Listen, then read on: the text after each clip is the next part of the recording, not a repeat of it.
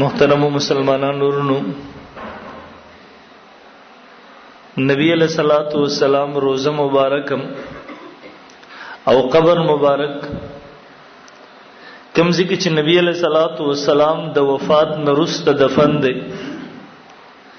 د باندې د مسلمانانو اجماع او اتفاق دی چې د نبی علیہ الصلوۃ والسلام روزه مبارک او قبر مبارک د په مدینه منوره کې دی او په دې خبره باندې هم اجماع او اتفاق دی چې د نبی علیہ الصلوۃ والسلام د روزه مبارک د جنت د باغونو نه یو باغ دی. محترم د نبی علیہ الصلوۃ والسلام روزه مبارک دا اصل کې د ام المؤمنین عائشه صدیقه رضی الله تعالی عنها هغه حجره ده کوم کې چې په ژوند باندې نبی علیہ الصلوۃ عائشه رضی الله تعالی عنها اوسېده. نبی علیہ الصلوۃ والسلام بدغه تراتلو بیا د وفات نرستم دغه حجره مبارکه ته دا شرف حاصل دی چې دا د نبی علیہ الصلوۃ والسلام روزه مبارکه وګرځیدو او نبی علیہ الصلوۃ والسلام د دنیوي وفات نرسته د دنیوي ژوند نرسته چې کم ژوند ته کم عالم ته تشریف ویوړو محترمو هغه سکونت د نبی علیہ الصلوۃ والسلام ام دغه حجره مبارکه ام المؤمنین وګرځیدو. علماء لیکي تفصیل سره دی باندې کتابونه لیکل شوی دي لکه امام سمودی رحمه الله وفاء الوفاء په نوم باندې مستقل یو دو جلد کتاب لیکل دي. تاریخ مدینه منوره په نوم باندې مستقل یو کتاب ملاویږي. علماء دې باندې ډېر تفصیل سره کتابونه لیکل دي محترمو. نو زه محترمو نن ورځ کې نن بیان کې ان شاء الله العزیز دغه روزه مبارکه د نبی علیہ الصلوۃ والسلام لږ تعارف ذکر کوم به ان شاء الله مخ کی جمعه ته د نبی علیہ الصلوۃ والسلام څه حقوق دي په موږ او تاسو هغه به ذکر کوم ان شاء الله. دغه روز حجره مبارکه د ام المؤمنین عائشه صدیقه رضی الله تعالی عنها علما فرمایي د دې وګدواله هغه 14 انچ دی او پلنواله د دې 12 انچ دی 12 انچ. نن سبا چې عامه کمرې سمري دغه محترمو د نبی علیہ الصلوۃ والسلام د دفن ځای ګرځیدل د روزه مبارکه ورته ویل کی. یو قبر د نبی علیہ الصلوۃ والسلام د دغلتي دویم قبر دغلتي چې دفن شوه دی داغه اولنې یار خلیفہ بلا فصل ابوبکر صدیق رضی الله تعالی عنہ دفن دی دغلتي د چې کله وفات کیږي د وفات نمخ کی وصیت وکړو ول جمالاش د وفات نرسته به ماوي سي نبی علیہ الصلوۃ والسلام د روزه مبارک خواصره دروازې نه بهر بما کې دی. علی رضی الله تعالی عنہ فرمایي دو قسم روایت دي. علی رضی الله تعالی عنہ فرمایي د ابوبکر صدیق رضی الله تعالی عنہ لاش راوړې شو بهر کې خو دې شو.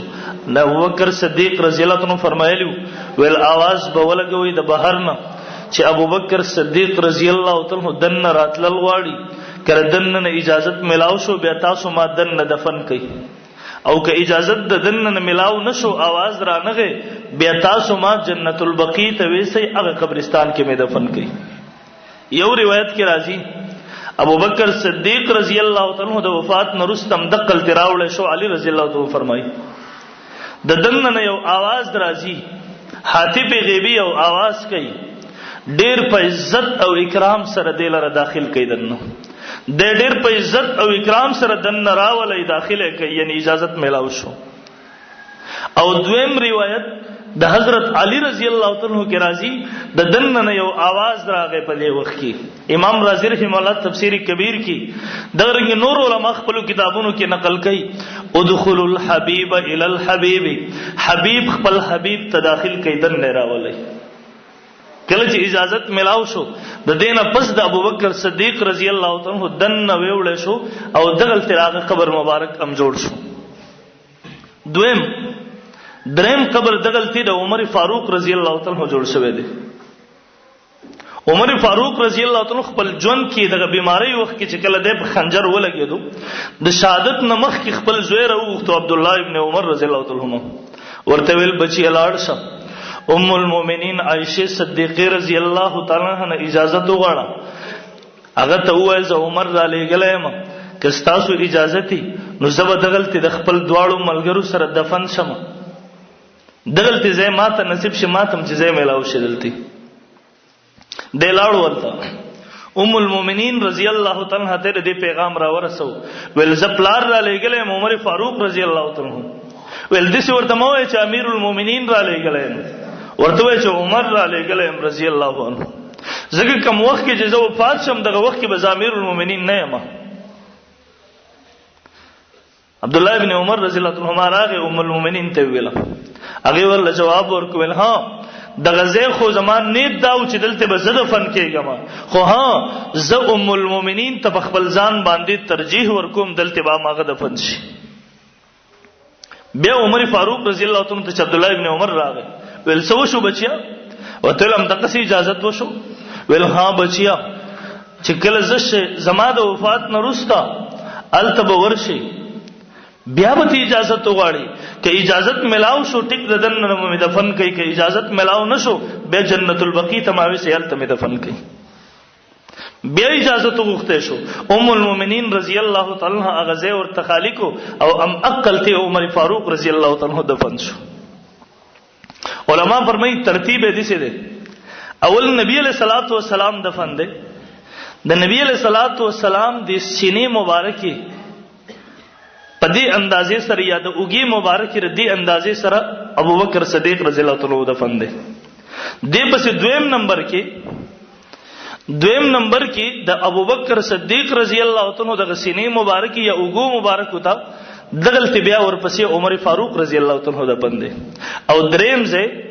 دغلته خالی پاتې شوی دی د عیسی علیه السلام دپاره. زمونږ عقیده ده عیسی علیه السلام الله روح مال جسد ځان ته اسمان ته اوچت کړی دی، د مرګ نه قیامت نه مخکې به دوباره نازلیږي، راځي به او بیا به عیسی علیه السلام حکومت کوي. تفصیلي اوږد روایات دي، د دې نه پس به بیا هغه دنیا کې وفات کیږي. دا د مرګ پیاله هر بشر له داس کل ضروری دی دنیا کې، دا په هر انسان باندې هر سا سکون کې باندې به لازم راځي. بیا به هغه وفات شي. نبی علیہ الصلوۃ والسلام فرمایي